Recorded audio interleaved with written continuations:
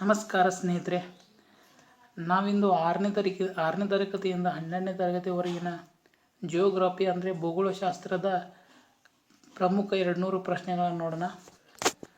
ಮೊದಲನೇದಾಗಿ, ಪ್ರಪಂಚದಲ್ಲಿ ಅತ್ಯಂತ ದೊಡ್ಡ ಖಂಡ ಯಾವುದು ಅಂತ. ಪ್ರಪಂಚದಲ್ಲಿ ಅತ್ಯಂತ ದೊಡ್ಡ ಖಂಡ ನಮ್ಮ ಏಷ್ಯಾ ಖಂಡ. ಏಷ್ಯಾ ಖಂಡವು 48 ದೇಶಗಳನ್ನು ಒಳಗೊಂಡಿದೆ. ಪ್ರಪಂಚದಲ್ಲಿ ಅತಿ ಹೆಚ್ಚು ಆಳವುಳ್ಳ ಸರೋವರ ಯಾವುದು ಅಂತ. ಬೈಕಲ್ ಸರೋವರ. ಇದು ಕೂಡ ಏಷ್ಯಾ ಖಂಡದಲ್ಲಿ ಕಂಡುಬರುತ್ತದೆ, ಬೈಕಲ್ ಸರೋವರ. 3. ಯುರೋಪ್ ಖಂಡದ ಅತ್ಯಂತ ಎತ್ತರದ ಶಿಖರ ಯಾವುದು ಅಂತ. ಮೌಂಟ್ ಎಲ್ಬ್ರೂಸ್ ಎಂಬುದು ಯುರೋಪ್ ಖಂಡದ ಅತ್ಯಂತ ಎತ್ತರದ ಶಿಖರವಾಗಿದೆ. 4. ಕೇಂದ್ರೀಯ ಭೂಖಂಡ ಎಂದು ಕರೆಯಲ್ಪಡುವ ಖಂಡ ಯಾವುದು ಅಂತ. ಆಫ್ರಿಕಾ ಖಂಡವನ್ನು ಕೇಂದ್ರೀಯ ಭೂಖಂಡ ಎಂದು ಕರೀತಾರೆ. ಯಾಕಂದರೆ ಭೂಮಧ್ಯ ರೇಖೆಯು ಆಫ್ರಿಕಾ ಖಂಡದ ಮಧ್ಯ ಭಾಗದಲ್ಲಿ ಹಾದು ಹೋಗುವುದರಿಂದ ಆಫ್ರಿಕಾ ಖಂಡವನ್ನು ಕೇಂದ್ರೀಯ ಖಂಡ ಎಂದು ಕರೀತಾರೆ. ಅದೇ ರೀತಿ ಆಫ್ರಿಕಾ ಖಂಡವನ್ನು ಕಗ್ಗತ್ತಲೆಯ ಖಂಡ ಎಂದು ಕರೀತಾರೆ. ಇದು ಏಷ್ಯಾದ ನಂತರ 2ನೇ ಅತಿ ದೊಡ್ಡ ಖಂಡವಾಗಿದೆ. ಆಫ್ರಿಕಾ ಖಂಡದ ಅತಿ ಎತ್ತರವಾದ ಪರ್ವತ ಶಿಖರ ಯಾವುದು. ಆಫ್ರಿಕಾ ಖಂಡದ ಅತಿ ಎತ್ತರವಾದ ಪರ್ವತ ಶಿಖರ ಕಿಲಿಮಂಜರೋ ಆಗಿದೆ. ಇದು ತಾಂಜೇನಿಯಾ ದೇಶದಲ್ಲಿ ಕಂಡುಬರುತ್ತದೆ. ತಾಂಜೇನಿಯಾ ದೇಶದಲ್ಲಿ ಕಿಲಿಮಂಜರೋ ಪರ್ವತ ಕಂಡುಬರುತ್ತದೆ. ಅತ್ಯಂತ ಚಿಕ್ಕ ಖಂಡ ಯಾವುದು. ಅತ್ಯಂತ ಚಿಕ್ಕ ಖಂಡ ಹಾಗೂ ಅತ್ಯಂತ ಚಿಕ್ಕ ಆಸ್ಟ್ರೇಲಿಯಾ ಖಂಡ ಹಾಗೂ ದೇಶ ಕೂಡ ಆಗಿದ್ದರಿಂದ ಅತ್ಯಂತ ಚಿಕ್ಕ ಖಂಡವಾಗಿದೆ. ಆಸ್ಟ್ರೇಲಿಯಾದ ರಾಜಧಾನಿ ಕ್ಯಾನ್ಬೆರಾ ಆಗಿದೆ. ಕ್ಯಾನ್ಬೆರಾ. ಭೂಮಿಯ ಒಟ್ಟು ಭೌಗೋಳಿಕ ಕ್ಷೇತ್ರ 510 ದಶಲಕ್ಷ ಚದರ ಕಿಲೋಮೀಟರ್ ಆಗಿರುತ್ತದೆ. 23.5 ಡಿಗ್ರಿ ಉತ್ತರ ಅಕ್ಷಾಂಶವನ್ನು ಏನೆಂದು ಕರೆಯುತ್ತಾರೆ ಅಂತ ಇದೆ. 23.5 ಡಿಗ್ರಿ ಉತ್ತರ ಅಕ್ಷಾಂಶವನ್ನು ಕರ್ನಾಟಕ ಸಂಕ್ರಾಂತಿ ವೃತ್ತ ಅಥವಾ ಕರ್ಕರೇಖೆ ಅಂತ ಕರೀತಾರೆ. ಅದೇ ರೀತಿ 23.5 ಡಿಗ್ರಿ ದಕ್ಷಿಣ ಅಕ್ಷಾಂಶವನ್ನು ಮಕರ ಸಂಕ್ರಾಂತಿ ವೃತ್ತ ಅಂತ ಕರೀತಾರೆ. ಈ ಸಂಕ್ರಾಂತಿ ವೃತ್ತವು ಕರ್ಕರೇಖೆಯು ಭಾರತದ 8 ರಾಜ್ಯಗಳ ಮೂಲಕ ಹಾದು ಹೋಗುತ್ತದೆ. 9. ಭಾರತದ ಆದರ್ಶ ವೇಳೆಯು ಡ್ಯಾಶ್ ರೇಖಾಂಶವನ್ನು ಆಧರಿಸಿದೆ ಅಂತ. ಇದು 82.5 ಡಿಗ್ರಿ ಪೂರ್ವ ರೇಖಾಂಶವನ್ನು ಆಧರಿಸಿದೆ. ಈ ಪೂರ್ವ ರೇಖಾಂಶವು 5 ರಾಜ್ಯಗಳ ಮೂಲಕ ಹಾದು ಹೋಗುತ್ತದೆ ಹಾಗೂ ಈ ರೇಖಾಂಶವು ಉತ್ತರ ಪ್ರದೇಶದ ಪ್ರಯಾಗ್ರಾಜ್ನ ಮೂಲಕ ಹಾದು ಹೋಗುತ್ತದೆ. ಭೂಖಂಡಗಳ ಮೇಲ್ಪದರನ್ನು ಡ್ಯಾಶ್ ಎಂದು ಕರೆಯುತ್ತಾರೆ ಅಂತ. ಇದನ್ನು ಶಿಲಾಗೋಳ ಎಂದು ಕರೆಯುತ್ತಾರೆ ಅಥವಾ ಸಿಯಾಲ್ ಅಂತ ಕರೆಯುತ್ತಾರೆ. ಸಿಯಾಲ್ನಲ್ಲಿ ಸಿಲಿಕಾನ್ ಮತ್ತು ಅಲ್ಯೂಮಿನಿಯಂನಿಂದ ಕೂಡಿರುತ್ತದೆ. ಶಿಲಾಗೋಳವು ಅಲ್ಯೂಮಿನಿಯಂ. ಕೇಂದ್ರಗೋಳವನ್ನು ಡ್ಯಾಶ್ ಎಂದು ಕರೆಯುವರು. ಕೇಂದ್ರಗೋಳವನ್ನು ನಿಫೆ ಎಂದು ಕರೆಯುತ್ತಾರೆ. ನಿಕ್ಕಲ್ ಮತ್ತು ಫೆರಸ್ನಿಂದ ಕೂಡಿದೆ. ವಾಯುಗೋಳ ಅತ್ಯಂತ ಕೆಳಸ್ತರ ಡ್ಯಾಶ್ ಆಗಿದೆ. ವಾಯುಗೋಳದ ಅತ್ಯಂತ ಕೆಳಸ್ತರ ಪರಿವರ್ತನಾ ಮಂಡಲವಾಗಿದೆ. ಯಾಕಂದರೆ ಇಲ್ಲಿ ಪರಿವರ್ತನಾ ಮಂಡಲದಲ್ಲಿ ವಾತಾವರಣದ ಎಲ್ಲ ವಿದ್ಯಮಾನಗಳು ನಡೆಯುತ್ತವೆ. ಪರಿವರ್ತನಾ ಮಂಡಲ ಟ್ರೋಪೋಸ್ಫಿಯರ್.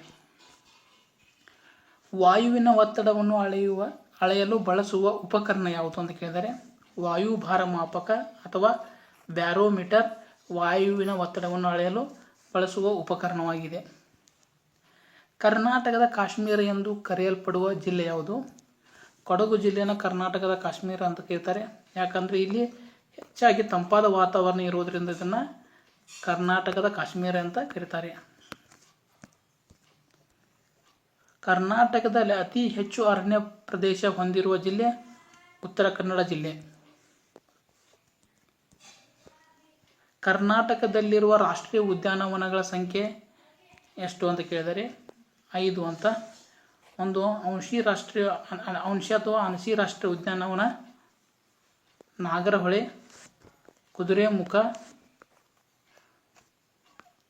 ಕುದುರೆಮುಖ, ಇದು ಬಂಡೀಪುರ ಮತ್ತು ನಾಗರಹೊಳೆ, ಕುದುರೆಮುಖ, ಬಂಡೀಪುರ, ಬನ್ನೇರಘಟ್ಟ.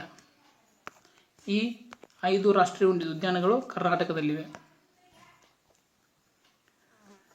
ರಾಜ್ಯದಲ್ಲಿ ಅತಿ ಹೆಚ್ಚು ಕಾಲುವೆ ನೀರಾವರಿ ಹೊಂದಿರುವ ಜಿಲ್ಲೆ ಅಂತ ಕೇಳಿದರೆ, ಕಾಲುವೆ ನೀರಾವರಿ ಹೊಂದಿರುವ ಜಿಲ್ಲೆ ರಾಯಚೂರು ಆಗಿದೆ. ಕೆರೆ ನೀರಾವರಿ ಹೊಂದಿರುವ ಜಿಲ್ಲೆ ಶಿವಮೊಗ್ಗ ಆಗಿದೆ. ಬಾವಿ ನೀರಾವರಿ ಹೊಂದಿರುವ ಜಿಲ್ಲೆ ಬೆಳಗಾವಿ ಆಗಿದೆ. 18. ರಾಜ್ಯದಲ್ಲಿ ಬಾಕ್ಸೈಟ್ ಉತ್ಪಾದಿಸುವ ಪ್ರಮುಖ ಜಿಲ್ಲೆ ಬೆಳಗಾವಿ ಜಿಲ್ಲೆಯಾಗಿದೆ. ಕಪ್ಪತ್ತಗುಡ್ಡ ಪ್ರದೇಶವು ಯಾವುದಕ್ಕೆ ಸಂಬಂಧಿಸಿದೆ? ಇದು ಚಿನ್ನದ ಗಣಿಗೆ ಸಂಬಂಧಿಸಿದ ಪ್ರದೇಶವಾಗಿದೆ. ಅಬ್ಬಿ ಜಲಪಾತ ಡ್ಯಾಶ್ ನಗರದ ಸಮೀಪವಿದೆ. ಇದು ಮಡಿಕೇರಿಯ ಸಮೀಪದಲ್ಲಿದೆ. ಬಹು ಉಪಯೋಗಿ ಲೋಹ ಯಾವುದು? ಬಹು ಉಪಯೋಗಿ ಲೋಹವು ಅಲ್ಯೂಮಿನಿಯಂ ಆಗಿದೆ. ಇದನ್ನು ಬಡವರ ಬೆಳ್ಳಿ ಅಂತ ಕರೀತಾರೆ. ಬಡವರ ಬೆಳ್ಳಿ ಅಲ್ಯೂಮಿನಿಯಂನ. 22. ವಿಶ್ವದಲ್ಲಿ ಅತಿ ಹೆಚ್ಚು ಸಕ್ಕರೆ ಉತ್ಪಾದಿಸುವ ದೇಶ ಯಾವುದು? ಬ್ರೆಜಿಲ್ ದೇಶವು ವಿಶ್ವದಲ್ಲಿ ಅತಿ ಸಕ್ಕರೆ ಉತ್ಪಾದಿಸುವ ದೇಶವಾಗಿದೆ. ಟ್ರಾನ್ಸ್ ಹಿಮಾಲಯದಿಂದ ಯಾವ ನದಿ ಹುಟ್ಟುತ್ತದೆ? ಟ್ರಾನ್ಸ್ ಹಿಮಾಲಯದಿಂದ ಸಿಂಧೂ ನದಿ ಹುಟ್ಟುತ್ತದೆ. ಸಿಂಧೂ ನದಿಯ ಪ್ರಮುಖವಾಗಿ 5 ಉಪನದಿಗಳಿವೆ ಸಿಂಧೂ ನದಿಗೆ. ಅವು ಅಂದರೆ ಜೇಲಂ, ಚೀನಾಬ್, ರಾವಿ, ಸಟ್ಲೇಜ್ ಮತ್ತು ಬಿಯಾಸ್. ಈ 5 ಸಿಂಧೂ ನದಿಯ ಉಪನದಿಗಳಾಗಿವೆ. ಹತ್ತಿ ಕೃಷಿಗೆ ಹೆಚ್ಚು ಸೂಕ್ತವಾದ ಮಣ್ಣು ಅಂತ ಕೇಳಿದರೆ ಕಪ್ಪು ಲಾವಾ ಮಣ್ಣು ಇದು ಹತ್ತಿ ಕೃಷಿಗೆ ಹೆಚ್ಚು ಸೂಕ್ತ ಮಣ್ಣುವಾಗಿದೆ. ಮಹಾರಾಷ್ಟ್ರದಲ್ಲಿ ಅತಿ ಹೆಚ್ಚು ಕಪ್ಪು ಮಣ್ಣು ಕಂಡುಬರುತ್ತದೆ. ಭಾರತದಲ್ಲಿ ಲಿಗ್ನೈಟ್ನ ಅತಿ ದೊಡ್ಡ ಉತ್ಪಾದಕ ರಾಜ್ಯ ಕೇಳಿದರೆ ತಮಿಳುನಾಡು ಲಿಗ್ನೈಟನ್ನು ಉತ್ಪಾದಿಸುವ ಅತಿ ದೊಡ್ಡ ರಾಜ್ಯವಾಗಿದೆ. ವನ್ಯಜೀವಿಗಳ ಕಲ್ಯಾಣಕ್ಕಾಗಿ ಕಾಯ್ದಿರಿಸಿದ ಪ್ರದೇಶವನ್ನು ರಾಷ್ಟ್ರೀಯ ಉದ್ಯಾನವನ ಅಂತ ಕರೀತಾರೆ, ನ್ಯಾಷನಲ್ ಪಾರ್ಕ್ಸ್. ವಿಶ್ವದ ಅತಿ ದೊಡ್ಡ ದ್ವೀಪ ಸಮೂಹ ಇಂಡೋನೇಷ್ಯಾ ಆಗಿದೆ.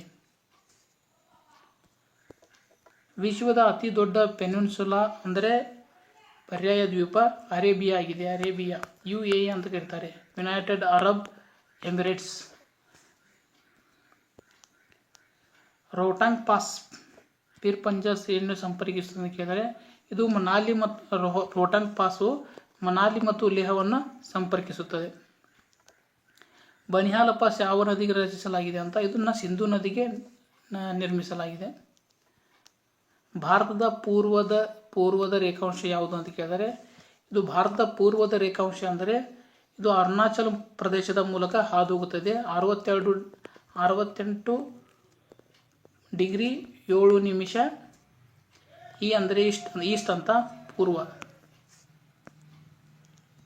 ದಕ್ಷಿಣದ ಹಿಮಾಲಯ ಎಂದು ಯಾವುದನ್ನು ಕರೆಯುತ್ತಾರೆ ಅಂತ, ದಕ್ಷಿಣದ ಹಿಮಾಲಯನ ಶಿವಾಲಿಕನ ದಕ್ಷಿಣದ ಹಿಮಾಲಯ ಅಂತ ಕರೀತಾರೆ. ಶಿವಾಲಿಕನನ್ನ ಪಾದ ಬೆಟ್ಟಗಳು ಅಂತ ಕೂಡ ಕರೀತಾರೆ, ಪಾದ ಬೆಟ್ಟಗಳು.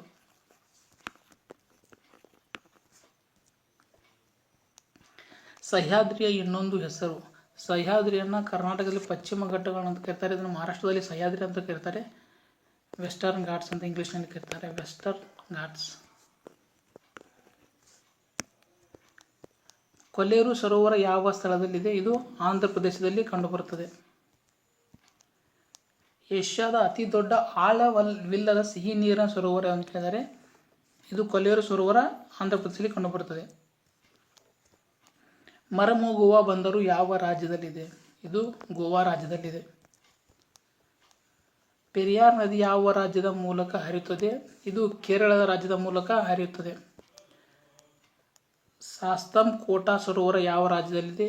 ಇದು ಕೇರಳ ರಾಜ್ಯದಲ್ಲಿದೆ.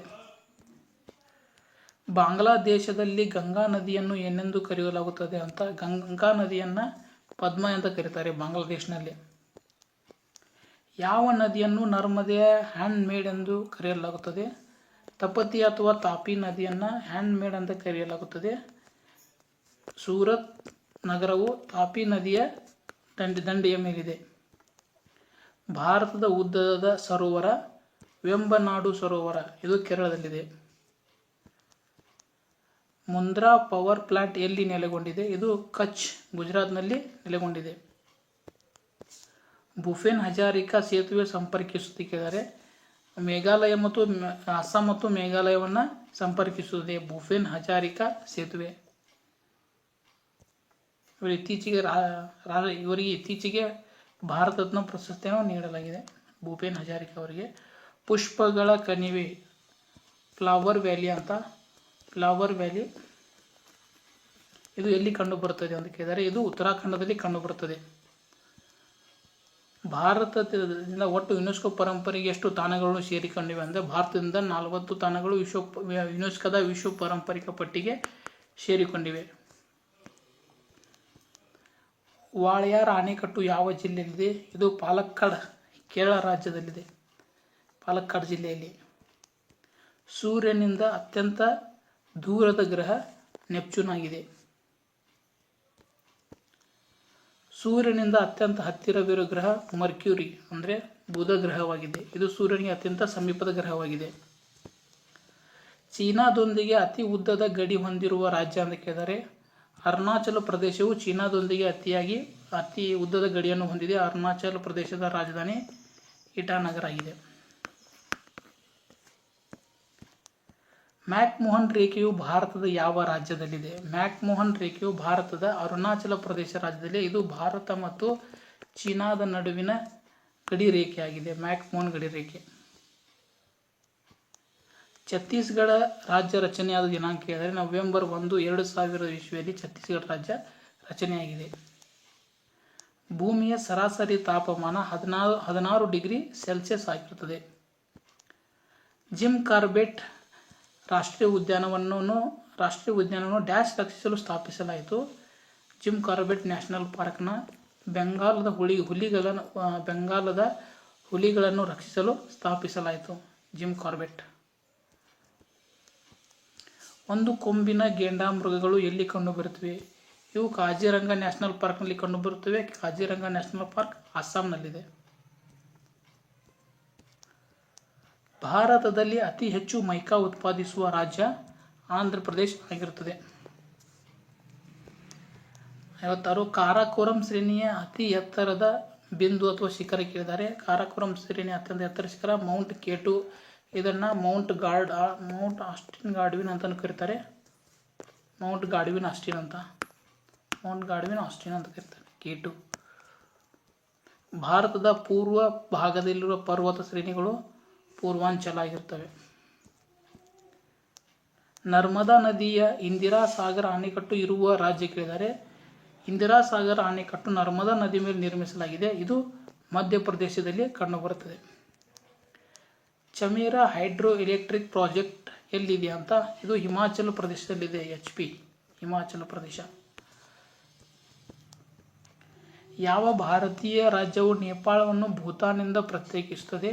ಸಿಕ್ಕಿಂ ರಾಜ್ಯವು ನೇಪಾಳನ್ನು ಭೂತಾನ್ನಿಂದ ಬೇರ್ಪಡಿಸುತ್ತದೆ. ಸಾಂಬಾರ್ ಸರೋವರವು ಅತಿ ದೊಡ್ಡ ಉಪ್ಪು ನೀರಿನ ಸರೋವರ ಆಗಿದೆ. ಇದು ರಾಜಸ್ಥಾನದ ಅಜ್ಮೀರ್ನಲ್ಲಿ ಕಂಡುಬರುತ್ತದೆ. ಸುನೌಲಿ ಗಡಿಯು ಭಾರತ ಮತ್ತು ಡ್ಯಾಶ್ ನಡುವಿನ ಸಾಗಣೆ ಕೇಂದ್ರವಾಗಿದೆ. ಇದು ನೇಪಾಳ ಮತ್ತು ಭಾರತದ ನಡುವಿನ ಸಾಗಣೆ ಕೇಂದ್ರವಾಗಿದೆ. ಕುರ್ಜಾ ಕುಂಬಾರಿಕೆ ಶೈಲಿಯು ಯಾವ ರಾಜ್ಯದಿಂದ ಬಂದಿದೆ? ಇದು ಉತ್ತರ ಪ್ರದೇಶದ ರಾಜ್ಯದ ಒಂದು ಕುಂಬಾರಿಕೆ ಶೈಲಿಯಾಗಿದೆ. ಹಿಮಾದ್ರಿಯ ತಿರುಳು ಪರ್ವತಗಳು ಡ್ಯಾಶ್ನಿಂದ ಮಾಡಲ್ಪಟ್ಟಿವೆ. ಇವು ಗ್ರಾನೈಟ್ನಿಂದ ಮಾಡಲ್ಪಟ್ಟಿವೆ. ಭಾರತವು ಯಾವ ಗೋಳಾರ್ಧದಲ್ಲಿ ಕಂಡುಬರುತ್ತದೆ? ಉತ್ತರ ಗೋಳಾರ್ಧ. ಇದು ಭೂಮಿ ಆಗಿದ್ದರೆ ಇದು ಸಮಭಾಜಕ ವೃತ್ತ ಆಗಿರ್ತದೆ. 0 ಡಿಗ್ರಿ. ಇದು ನಾರ್ತ್, ಇದು ಸೌತ್. ಅಂದರೆ ಇದು ಉತ್ತರ ಗೋಳಾರ್ಧ, ಇದು ದಕ್ಷಿಣ ಗೋಳಾರ್ಧ. ಇಲ್ಲಿ ಭಾರತ ಕಂಡುಬರುತ್ತದೆ. ಭಾರತವು ಉತ್ತರ ಗೋಳಾರ್ಧದಲ್ಲಿ ಕಂಡುಬರುತ್ತದೆ. ಭಾರತದ ಒಟ್ಟು ವಿಸ್ತೀರ್ಣ 32,87,763 ಚದರ ಕಿಲೋಮೀಟರ್ ಆಗಿರುತ್ತದೆ. ಭಾರತದ ಉತ್ತರದ ತುದಿ ಇಂದಿರಾಕೋಲ್ ಆಗಿದೆ. ಇದು ಜಮ್ಮು ಕಾಶ್ಮೀರದಲ್ಲಿ ಕಂಡುಬರುತ್ತದೆ. ಭೂತಾನ್ ಭಾರತದ ಎಷ್ಟು ರಾಜ್ಯಗಳೊಂದಿಗೆ ಗಡಿಯನ್ನು ಹೊಂದಿದೆ? ಭೂತಾನ್ ಭಾರತದ 4 ರಾಜ್ಯಗಳೊಂದಿಗೆ ಗಡಿ ಹೊಂದಿದೆ. ಸಿಕ್ಕಿಂ, ವೆಸ್ಟ್ ಬೆಂಗಾಲ್, ಅಸ್ಸಾಂ ಮತ್ತು ಅರುಣಾಚಲ್ ಪ್ರದೇಶ್ ಈ 4 ರಾಜ್ಯಗಳೊಂದಿಗೆ ಗಡಿಯನ್ನು ಹೊಂದಿದೆ. ವಿಸ್ತೀರ್ಣದಲ್ಲಿ ಭಾರತದ ಅತಿ ದೊಡ್ಡ ರಾಜ್ಯ ಯಾವುದು ಅಂತ ಕೇಳಿದರೆ, ವಿಸ್ತೀರ್ಣದಲ್ಲಿ ಅತಿ ದೊಡ್ಡ ರಾಜ್ಯ ರಾಜಸ್ಥಾನ ಆಗಿದೆ. 2ನೇ ಅತಿ ದೊಡ್ಡ ರಾಜ್ಯ ಮಧ್ಯಪ್ರದೇಶ ಆಗಿದೆ. 3ನೇ ಅತಿ ದೊಡ್ಡ ರಾಜ್ಯ ಮಹಾರಾಷ್ಟ್ರ ಆಗಿರುತ್ತದೆ. ಅತಿ ಚಿಕ್ಕ ರಾಜ್ಯ ಗೋವಾ ಆಗಿರುತ್ತದೆ. ಭಾರತದ ಎಷ್ಟು ರಾಜ್ಯಗಳು ಕರಾವಳಿ ತೀರವನ್ನು ಹೊಂದಿವೆ ಅಂತ, ಭಾರತದ 9 ರಾಜ್ಯಗಳು ಕರಾವಳಿ ತೀರವನ್ನು ಹೊಂದಿದ್ದಾವೆ. ಗುಜರಾತ್, ಮಹಾರಾಷ್ಟ್ರ, ಗೋವಾ, ಕರ್ನಾಟಕ, ಕೇರಳ, ತಮಿಳುನಾಡು, ಆಂಧ್ರ ಪ್ರದೇಶ್, ಒಡಿಶಾ ಮತ್ತು ವೆಸ್ಟ್ ಬೆಂಗಾಲ್ ಈ 9 ರಾಜ್ಯಗಳು ಕರಾವಳಿಯನ್ನು ಹೊಂದಿವೆ. ಭಾರತದ ಅತಿ ದೊಡ್ಡ ಜಿಲ್ಲೆ ಯಾವುದು ಅಂತ, ಕಚ್ ಜಿಲ್ಲೆ. ಇದು ಗುಜರಾತ್ನಲ್ಲಿ ಕಂಡುಬರುತ್ತದೆ. ಕಚ್ ಜಿಲ್ಲೆ ರಾನ್ ಆಫ್ ಕಚ್ ಅಂತಲೂ ಕರೀತಾರೆ. ಭಾರತದ ಅತ್ಯಂತ ದೊಡ್ಡ ಪ್ರಸ್ಥಭೂಮಿ ಯಾವುದು ಅಂತ, ದಕ್ಕನ್ ಪ್ರಸ್ಥಭೂಮಿಯು ಭಾರತದ ಅತ್ಯಂತ ದೊಡ್ಡ ಪ್ರಸ್ಥಭೂಮಿಯಾಗಿದೆ. ವಿಶ್ವದ ಅತಿ ದೊಡ್ಡ ನದಿ ದ್ವೀಪ ಯಾವುದು ಮಾಜುಲಿ ದ್ವೀಪ. ಯಾಕಂದರೆ ದ್ವೀಪಗಳು ಸಮುದ್ರ ಇರುತ್ತೆ, ಸಮುದ್ರದ ನಡುವೆ ದ್ವೀಪ ಇರ್ತದೆ. ಆದರೆ ವಿಶ್ವದಲ್ಲಿ ಅತಿ ದೊಡ್ಡ ಇದು ನದಿಯಿಂದ ನಿರ್ಮಿತವಾದ ದ್ವೀಪ ಆಗಿರೋದ್ರಿಂದ ಇದು ವಿಶ್ವದ ಏಕೈಕ ದ್ವೀಪವಾಗಿದೆ. ಅದು ಮಜುಲಿ ದ್ವೀಪ. ಇದು ಅಸ್ಸಾಂನಲ್ಲಿ ಕಂಡುಬರುತ್ತದೆ. ಇದು ಬ್ರಹ್ಮಪುತ್ರ ನದಿಯಿಂದ ನಿರ್ಮಿತವಾದಂತಹ ದ್ವೀಪವಾಗಿದೆ ಮಾಜುಲಿ ದ್ವೀಪ. ಬಿಹಾರದ ಕಣ್ಣೀರಿನ ನದಿ ಯಾವುದಂತ, ಕೋಸಿ ನದಿಯು ಬಿಹಾರದ ಕಣ್ಣೀರಿನ ನದಿಯಾಗಿದೆ. ಕೋಸಿ ನದಿಯು ಬಿಹಾರಿನ ಕಣ್ಣೀರಿನ ನದಿಯಾಗಿದೆ. ಸರೋವರಗಳ ಜಿಲ್ಲೆ ಎಂದು ಯಾವುದನ್ನು ಕರೆಯುತ್ತಾರೆ ಅಂತ, ಸರೋವರಗಳ ಜಿಲ್ಲೆ ಎಂದು ನೈನಿತಾಲ್ ಜಿಲ್ಲೆಯನ್ನು ಕರೆಯುತ್ತಾರೆ. ಈ ನೈನಿತಾಲ್ ಜಿಲ್ಲೆಯು ಉತ್ತರಾಖಂಡ ರಾಜ್ಯದಲ್ಲಿ ಕಂಡುಬರುತ್ತದೆ.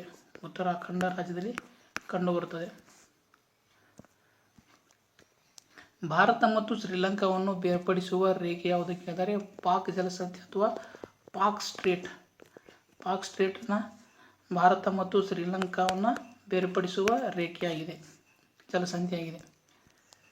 ಭಾರತದ ಯಾವ ರಾಜ್ಯವು 3 ದೇಶಗಳೊಂದಿಗೆ ಗಡಿಯನ್ನು ಹೊಂದಿದೆ?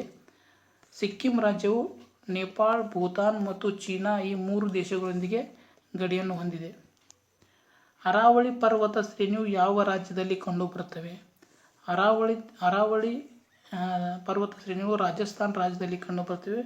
ಇವು ಅತ್ಯಂತ ಹಳೆಯ ಪರ್ವತ ಶ್ರೇಣಿಗಳಾಗಿವೆ.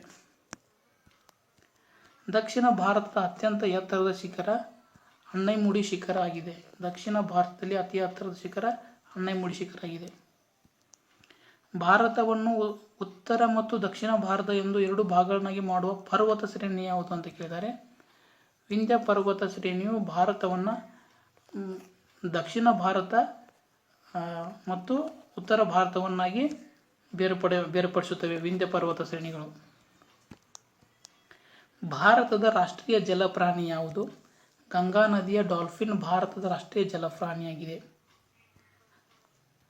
ಭಾರತದ ಸಮಯವು ಗ್ರೀನ್ವಿಚ್ ರೇಖೆಗಿಂತ ಎಷ್ಟು ಹೊತ್ತು ಅಂತರದಲ್ಲಿದೆ ಅಂತ, ಗ್ರೀನ್ವಿಚ್ ಮೀನ್ ಟೈಮ್ ಅಂದರೆ GMT, ಇದು ಭಾರತೀಯ ಸಮಯವು IST ಅಂತ ಕರೀತಾರೆ. ಭಾರತೀಯ ಸಮಯಕ್ಕೆ ಇಂಡಿಯನ್ ಸ್ಟ್ಯಾಂಡರ್ಡ್ ಟೈಮ್. ಇದು ಗ್ರೀನ್ವಿಚ್ 0 ಡಿಗ್ರಿ ಆಗಿರ್ತದೆ. ಭಾರತವು +5.5 ಗಂಟೆ ಮುಂದೆ ಇರುತ್ತದೆ ಗ್ರೀನ್ವಿಚ್ಗಿಂತ, ಇಂಡಿಯನ್ ಸ್ಟ್ಯಾಂಡರ್ಡ್ ಟೈಮ್.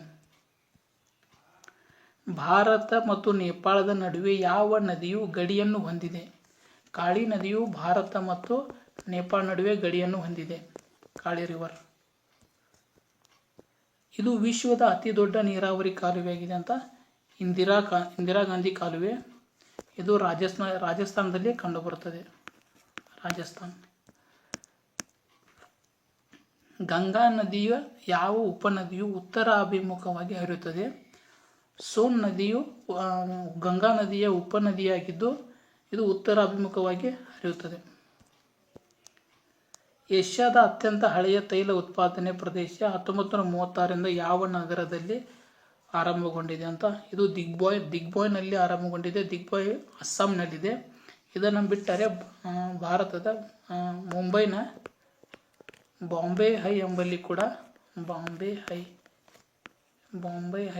ಕೂಡ ತೈಲ ಉತ್ಪಾದನೆ ಕೇಂದ್ರವಿದೆ. ಅಂಡಮಾನ್ ಮತ್ತು ನಿಕೋಬಾರ್ ದ್ವೀಪಗಳನ್ನು ಯಾವ ಚಾನೆಲ್ನಿಂದ ಪ್ರತ್ಯೇಕಿಸಲಾಗಿದೆ? ಅಂಡಮಾನ್ ಮತ್ತು ನಿಕೋಬಾರ್ ದ್ವೀಪಗಳನ್ನು 10 ಡಿಗ್ರಿ ಚಾನೆಲ್ ಬೇರ್ಪಡಿಸುತ್ತದೆ. ಭಾರತದ ಹೆಚ್ಚು ಜನಸಂಖ್ಯೆ ಹೊಂದಿರುವ ಜಿಲ್ಲೆ ಅಂತ ಕೇಳಿದರೆ 2011 ಜನಗಣತಿ ಪ್ರಕಾರ ಇದು ಠಾಣೆ ಜಿಲ್ಲೆಯು ಮಹಾರಾಷ್ಟ್ರದಲ್ಲಿದೆ. ಇದು ಹೆಚ್ಚು ಜನಸಂಖ್ಯೆಯನ್ನು ಹೊಂದಿರುವ ಜಿಲ್ಲೆಯಾಗಿದೆ. ಸಮಭಾಜ ವೃತ್ತಕ್ಕೆ ಸಮಾನಾಂತರವಾಗಿ ಎಳೆಯಲಾದ ರೇಖೆಗಳನ್ನು ಏನೆಂದು ಕರೆಯುತ್ತಾರೆ ಅಂತ? ಇದು ಸಮಭಾಜಕ ವೃತ್ತ. ಇದು 0 ಡಿಗ್ರಿ. ಇದಕ್ಕೆ ಸಮಾನಾಂತರವಾಗಿ ಎಳೆಯಲಾದ ರೇಖೆಗಳನ್ನು ಅಕ್ಷಾಂಶಗಳೆಂದು ಕರೆಯುತ್ತಾರೆ. ಇದನ್ನು ಛೇದಿಸುವ ರೇಖೆಗಳನ್ನು ರೇಖಾಂಶಗಳೆಂದು ಕರೆಯುತ್ತಾರೆ. ಯಾವುದನ್ನು ದೊಡ್ಡ ವೃತ್ತ ಎಂದು ಕರೆಯಲಾಗುತ್ತದೆ? ಸಮಭಾಜಕ ವೃತ್ತವನ್ನು ದೊಡ್ಡ ವೃತ್ತ ಎಂದು ಕರೆಯಲಾಗಿದೆ. 0 ಡಿಗ್ರಿ ಆಗಿರುತ್ತದೆ. ಕೋರಿಯಾಲಿಸ್ ಬಲವು ಗರಿಷ್ಠವಾಗಿದೆ ಅಂದ ಕೋರಿಯಾಲಿಸ್ ಬಲವು ಧ್ರುವಗಳಲ್ಲಿ ಗರಿಷ್ಠವಾಗಿರುತ್ತದೆ. ಭೂಮಿಯನ್ನು ವಿವಿಧ ಡ್ಯಾಶ್ ವಲಯಗಳನ್ನಾಗಿ ವಿಂಗಡಿಸಲಾಗಿದೆ. ಭೂಮಿಯನ್ನು ಸಮಯ ವಲಯಗಳಾಗಿ 24 ಸಮಯದ ವಲಯಗಳಾಗಿ ವಿಂಗಡಿಸಲಾಗಿದೆ. ಭೂಮಿಯ ವಾತಾವರಣದ ಒಟ್ಟು ಪದರಗಳು ಎಷ್ಟು ಅಂತ ಕೇಳಿದರೆ ಒಟ್ಟು 5 ಪದರಗಳು ಬರುತ್ತವೆ. ಒಂದು ಸ್ಟ್ರಾಟೋಸ್ಫಿಯರ್ ಬರುತ್ತೆ, ಆಮೇಲೆ ಫಸ್ಟ್ ಬರೋದು ಟ್ರೋಪೋಸ್ಫಿಯರ್ ಬರುತ್ತೆ, ಆಮೇಲೆ ಸ್ಟ್ರಾಟೋಸ್ಫಿಯರ್ ಬರುತ್ತೆ, ಆಮೇಲೆ ಮೆಸೋಸ್ಫಿಯರ್ ಬರುತ್ತೆ, ಎಕ್ಸೋಸ್ಫಿಯರ್ ಬರುತ್ತೆ, ಆಮೇಲೆ ಸ್ಟ್ರಾಟೋಸ್ಫಿಯರು, ಮೆಸೋಸ್ಫಿಯರು, ಥರ್ಮೋಸ್ಫಿಯರ್ ಬರುತ್ತೆ, ಆಮೇಲೆ ಎಕ್ಸೋಸ್ಫಿಯರ್ ಬರುತ್ತೆ. ಇವು ಭೂಮಿಯ ವಾತಾವರಣದ ಒಟ್ಟು 5 ಪದರಗಳಾಗಿವೆ. ಭೂಮಿಯ ಸರಾಸರಿ ತಾಪಮಾನ ಎಷ್ಟು ಅಂತ 16 ಡಿಗ್ರಿ ಸೆಲ್ಸಿಯಸ್ ಆಗಿರ್ತದೆ. ಭಾರತದ ಪೂರ್ವದ ರೇಖಾಂಶ 68 ಡಿಗ್ರಿ 7 ನಿಮಿಷ ಈಸ್ಟ್ ಆಗಿರ್ತದೆ. ದಕ್ಷಿಣ ಹಿಮಾಲಯ ಯಾವುದು ಕರೀತಾರೆ? ಶಿವಾಲಿಕ್ನ ಕರೀತಾರೆ. ಸಹ್ಯಾದ್ರಿ ಬೆಟ್ಟಗಳ ಇನ್ನೊಂದು ಹೆಸರು ಪಶ್ಚಿಮ ಘಟ್ಟಗಳಾಗಿರುತ್ತದೆ. ಅರೇಬಿಯನ್ ಸಮುದ್ರದಲ್ಲಿರೋ ಭಾರತೀಯ ದ್ವೀಪಗಳ ಹೆಸರು ಲಕ್ಷದ್ವೀಪಗಳು. ಈ ಲಕ್ಷದ್ವೀಪಗಳು ಅರೇಬಿಯನ್ ಸಮುದ್ರದಲ್ಲಿ ಕಂಡುಬರುತ್ತವೆ. ಅರಬ್ಬಿ ಸಮುದ್ರದಲ್ಲಿ ಕಂಡುಬರುತ್ತವೆ. ಭಾರತದ ಅತ್ಯಂತ ಹಳೆಯ ಪರ್ವತ ಶ್ರೇಣಿಗಳು ಅರಾವಳಿ ಶ್ರೇಣಿಗಳಾಗಿವೆ. ಇದರ ಎತ್ತರದ ಪರ್ವತ ಗುರು ಶಿಖರ. ಇದು ರಾಜಸ್ಥಾನದ ರಾಜ್ಯದಲ್ಲಿ ಕಂಡುಬರುತ್ತವೆ. ಉಲಾರ್ ಸರೋವರವು ಎಲ್ಲಿ ನೆಲೆಗೊಂಡಿದೆ? ಇದು ಜಮ್ಮು ಮತ್ತು ಕಾಶ್ಮೀರದಲ್ಲಿ ಕಂಡುಬರುತ್ತದೆ. ಉಲಾರ್ ಸರೋವರವು ಇದು ಸಿಹಿ ನೀರಿನ ಸರೋವರವಾಗಿದೆ. ಗೋವಾದ ದಕ್ಷಿಣ ಪಶ್ಚಿಮ ಕರಾವಳಿ ಪಟ್ಟಿಯನ್ನು ಏನೆಂದು ಕರೀತಾರೆ? ಗೋವಾದ ದಕ್ಷಿಣದ ಪಟ್ಟಿಯ ಕರಾವಳಿಯನ್ನು ಕೆನರಾ ಕರಾವಳಿ ಅಂತ ಕರೀತಾರೆ. ಅದೇ ರೀತಿ ಕೇರಳದ ಕರಾವಳಿಯನ್ನು ಮಲಬಾರ್ ಅಂತ ಕರೀತಾರೆ. ತಮಿಳುನಾಡದ ಕರಾವಳಿಯನ್ನು ಕೋರಮಂಡಲ್ ಅಂತ ಕರೀತಾರೆ. ಪೂರ್ವ ಘಟ್ಟಗಳ ಅತಿ ಎತ್ತರದ ಶಿಖರ ಕೇಳಿದ್ದಾರೆ. ಕೆಲವೊಂದು ಬುಕ್ಗಳಲ್ಲಿ ಆರ್ಮಗೊಂಡ ಅಥವಾ ಮಹೇಂದ್ರಗಿರಿ ಅಂತ ಕೊಟ್ಟಿದ್ದಾರೆ. ಜಿಂದಾಗಢ ಶಿಖರವು ಪೂರ್ವ ಘಟ್ಟಗಳ ಎತ್ತರದ ಶಿಖರವಾಗಿದೆ. ಪಶ್ಚಿಮ ಘಟ್ಟಗಳ ಎತ್ತರದ ಶಿಖರ ಅಣ್ಣಾಮಲೈ ಶಿಖರ ಆಗಿರುತ್ತದೆ. ಪೆನಿನ್ಸುಲಾರ್ ಭಾರತದ ಅತಿ ಎತ್ತರದ ಶಿಖರ. ಪೆನಿನ್ಸುಲಾರ್ ಅಂದರೆ ಭಾರತದ ದಕ್ಷಿಣ ಪ್ರಸ್ಥ ಭೂಮಿ ಅಂತ. ದಕ್ಷಿಣ ಪ್ರಸ್ಥ ಭೂಮಿಯ ಅತ್ಯಂತ ಎತ್ತರ ಶಿಖರ ಅಣ್ಣಾಮಲೈ ಆಗಿರುತ್ತದೆ. ಭಾರತವನ್ನು 2 ಸಮಾನ ಭಾಗಗಳಾಗಿ ವಿಭಜಿಸುವುದು ಯಾವುದು ಅಂತ ಕೇಳಿದರೆ ಟ್ರಾಪಿಕ್ ಆಫ್ ಕ್ಯಾನ್ಸರ್ ಅಂದರೆ ಕರ್ಕರೇಖೆಯು ಭಾರತವನ್ನು 2 ಸಮ ಭಾಗಗಳಾಗಿ ವಿಂಗಡಣೆ ಮಾಡುತ್ತದೆ. ಇದು 23.5 ಡಿಗ್ರಿ ರೇಖಾಂಶವಾಗಿರುತ್ತದೆ. ರೇಖಾಂಶ ಅಲ್ಲ, ಅಕ್ಷಾಂಶವಾಗಿರ್ತದೆ. 23 ಡಿಗ್ರಿ ಅಕ್ಷಾಂಶ. ನೀಲಗಿರಿ ಬೆಟ್ಟಗಳ ಅತಿ ಎತ್ತರದ ಶಿಖರ ದೊಡ್ಡ ಶಿಖರವಾಗಿದೆ. ನೀಲಗಿರಿ ಬೆಟ್ಟಗಳ ಅತಿ ಎತ್ತರದ ಶಿಖರ. ಭಾರತದ ಅತಿ ದೊಡ್ಡ ನದಿ ಜಲಾನಯನ ಪ್ರದೇಶ ಯಾವುದು ಅಂತ? ಗಂಗಾ ನದಿ ಪ್ರದೇಶವು ಭಾರತದ ಅತಿ ದೊಡ್ಡ ಜಲಾನಯನ ಪ್ರದೇಶವಾಗಿದೆ. ಭಾರತದಲ್ಲಿ ಅತಿ ದೊಡ್ಡ ನದಿ ಡೆಲ್ಟಾ ಸುಂದರ್ಬನ್ಸ್ ಡೆಲ್ಟಾ ಆಗಿದೆ. ಗಂಗಾ ಯಮುನಾ ಸರಸ್ವತಿ ಯಾವುದಕ್ಕೆ ಸಂಬಂಧಿಸಿದ ತ್ರಿವೇಣಿ ಸಂಗಮ ಆಗಿದೆ ಪ್ರಯಾಗ್ರಾಜ್ನಲ್ಲಿ. ಇದನ್ನು ಮೊದಲು ಅಲಹಾಬಾದ್ ಅಂತ ಕರೀತಿದ್ರು. ಇಲ್ಲಿ ತ್ರಿವೇಣಿ ಸಂಗಮ ಆಗಿರೋದ್ರಿಂದ ಅಲಹಾಬಾದ್ನಲ್ಲಿ ಆಗಿದೆ ತ್ರಿವೇಣಿ ಸಂಗಮ. ಯಾವ ಸ್ಥಳವು ಅತಿ ಹೆಚ್ಚು ಮಳೆಯನ್ನು ಪಡೆಯುತ್ತದೆ ಅಂತ ಕೇಳಿದರೆ ಭಾರತದ ಮೌಸಿನ್ರಾಮ್ ಮೇಘಾಲಯ ರಾಜ್ಯದಲ್ಲಿರುವ ಮೌಸಿನ್ರಾಮ್ ಎಂಬುದು ಜಗತ್ತಿನಲ್ಲಿ ಅತಿ ಹೆಚ್ಚು ಮಳೆಯನ್ನು ಪಡೆಯುವ ಸ್ಥಳವಾಗಿದೆ. ಅಂಕಲೇಶ್ವರ್ ಯಾವುದಕ್ಕೆ ಪ್ರಸಿದ್ಧವಾಗಿದೆ ಅಂತ, ಇದು ತೈಲ ಮತ್ತು ಅನಿಲ ಪರಿಶೋಧನೆಗಾಗಿ ಪ್ರಸಿದ್ಧವಾಗಿದೆ. ಅಂಕಲೇಶ್ವರ. ಪಾಶ್ಚಿಮಾತ್ಯ ಅಡಚಣೆಗಳಿಂದ ಯಾವ ರಾಜ್ಯವು ಮಳೆಯನ್ನು ಪಡೆಯುತ್ತದೆ? ಪಾಶ್ಚಿಮಾತ್ಯ ಅಡಚಣೆ ಅಂದರೆ ವೆಸ್ಟರ್ನ್ ಡಿಸ್ಟರ್ಬೆನ್ಸ್ ಮೂಲಕ ಪಂಜಾಬ್ ಮತ್ತು ರಾಜಸ್ಥಾನ ರಾಜ್ಯಗಳು ಮಳೆಯನ್ನು ಪಡೆಯುತ್ತವೆ. ಬೇಸಿಗೆ ಮಾನ್ಸೂನ್ನಲ್ಲಿ ಮೊದಲ ಮಳೆಯ ಪ್ರದೇಶ ಅಂತ ಕೇಳಿದರೆ ಮಾನ್ಸೂನ್ನಲ್ಲಿ ಮೊದಲು ಮಳೆಯ ಪಡೆಯುವ ಪ್ರದೇಶ ಪಶ್ಚಿಮ ಘಟ್ಟಗಳು, ವೆಸ್ಟರ್ನ್ ಘಾಟ್ಸ್. 2011ರ ಜನಗಣತಿಯ ಪ್ರಕಾರ ಕಡಿಮೆ ಜನಸಂಖ್ಯೆಯ UT ಕೇಳಿದರೆ UT ಅಂದರೆ ಯೂನಿಯನ್ ಟೆರಿಟರಿ ಕೇಂದ್ರಾಡಳಿತ ಪ್ರದೇಶವಾಗಿದೆ. 2011 ಜನಗಣತಿಯ ಪ್ರಕಾರ ಕಡಿಮೆ ಜನಸಂಖ್ಯೆ ಹೊಂದಿರುವ ಕೇಂದ್ರಾಡಳಿತ ಪ್ರದೇಶ ಲಕ್ಷದ್ವೀಪ ಆಗಿರುತ್ತದೆ. ಯಾವ ರಾಜ್ಯವು ಅತಿ ಉದ್ದದ ಕರಾವಳಿಯನ್ನು ಹೊಂದಿದೆ? ಭಾರತದ 9 ರಾಜ್ಯಗಳು ಕರಾವಳಿಯನ್ನು ಹೊಂದಿದೆ. ಅದರಲ್ಲಿ ಗುಜರಾತ್ ರಾಜ್ಯವು ಅತಿ ಹೆಚ್ಚಿನ ಕರಾವಳಿಯನ್ನು ಹೊಂದಿದೆ. ದಕ್ಷಿಣ ಭಾರತದ ರಾಜ್ಯವು ಅತಿ ಉದ್ದದ ಕರಾವಳಿಯನ್ನು ಹೊಂದಿದೆ ಕೇಳಿದರೆ ದಕ್ಷಿಣ ಭಾರತದ ಆಂಧ್ರ ಪ್ರದೇಶ ರಾಜ್ಯವು ಅತಿ ಹೆಚ್ಚಿನ ಕರಾವಳಿಯನ್ನು ಹೊಂದಿದೆ. ಕಾಶ್ಮೀರವು ಈ ಕಣಿವೆಯ ನಡುವೆ ಇದೆ ಅಂತ. ಕಾಶ್ಮೀರವು ಜಾಸ್ಕರ್ ಮತ್ತು ಪೀರ್ ಪಂಜಾಲ್ ಕಣಿವೆಗಳ ನಡುವೆ ಇದೆ. ಡೆಲ್ಟಾವನ್ನು ರೂಪಿಸುವ ನದಿಗಳು ಅಂತ ಕೇಳಿದರೆ ಡೆಲ್ಟಾವನ್ನು ರೂಪಿಸುವ ನದಿಗಳಂದರೆ ಗೋದಾವರಿ, ಕೃಷ್ಣ ಮತ್ತು ಮಹಾನದಿ. ಅಂದರೆ ಪೂರ್ವಕ್ಕೆ ಹರಿಯುವ ನದಿಗಳೆಲ್ಲ ಡೆಲ್ಟಾವನ್ನು ನಿರ್ಮಿಸಿದರೆ ಪಶ್ಚಿಮಕ್ಕೆ ಹರಿಯುವ ನದಿಗಳೆಲ್ಲ ಇಳಿಜಾರನ್ನು ನಿರ್ಮಾಣ ಮಾಡುತ್ತವೆ. ಹಿಮಾಲಯದ ಇನ್ನೊಂದು ಹೆಸರು ಉತ್ತರದ ಗಡಿಭಾಗಗಳಿಗೆ ಹಿಮಾಲಯ ಅಂತ ಕರೀತಾರೆ. ವಿವಾದಾಸ್ಪದ ಭಾರತೀಯ ಭೂಪ್ರದೇಶದ ಅತ್ಯುನ್ನತ ಸ್ಥಳ ಅಂತ ಕೇಳಿದರೆ ಕಾಂಚನಜುಂಗ ಅಥವಾ ಕಾಂಚನಗಂಗಾ. ಯಾವ ನಗರವು ಸೂರ್ಯನಿಂದ ಲಂಬ ಕಿರಣಗಳನ್ನು ಪಡೆಯುವುದಿಲ್ಲ? ಶ್ರೀನಗರವು ಸೂರ್ಯನಿಂದ ಲಂಬ ಕಿರಣಗಳನ್ನು ಪಡೆಯುವುದಿಲ್ಲ, ಆದ್ದರಿಂದ ಇದು ಹೆಚ್ಚಾಗಿ ತಂಪಾಗಿರುತ್ತದೆ.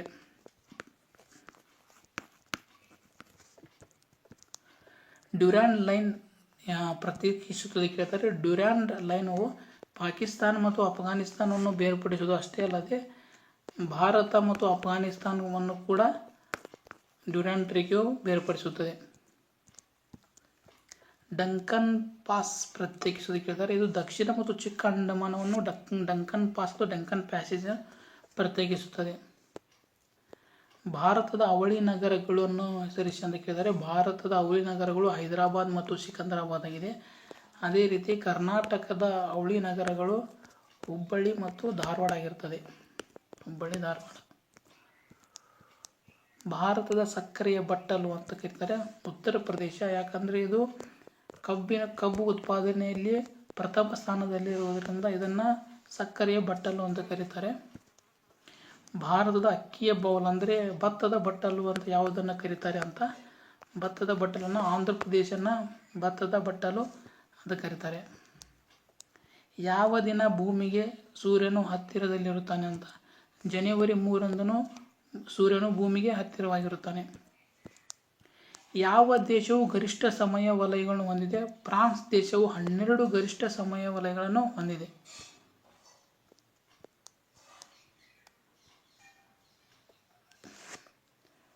ಭೂಗೋಳ ಎಂಬ ಪದವನ್ನು ಯಾರು ಸೃಷ್ಟಿಸಿದರು ಅಂತ?